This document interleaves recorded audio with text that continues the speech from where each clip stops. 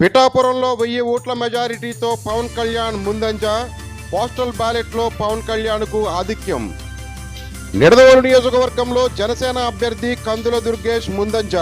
కూటమి ఎమ్మెల్యే అభ్యర్థి కందుల దుర్గేష్ 1728 ఓట్ల ఆధిక్యం. పులివెందులలో వైఎస్ జగన్మోహన్ రెడ్డి ముందంజ. మొదటి రౌండ్లో పార్లమెంట్ అభ్యర్థి దగ్గుపాటి పురంధేశ్వరికి 6853 ఓట్లు, గూడూరు శ్రీనివాసుకు 5367 ఓట్లు. రాజమండ్రి పార్లమెంటులో కమలం ముందంజ.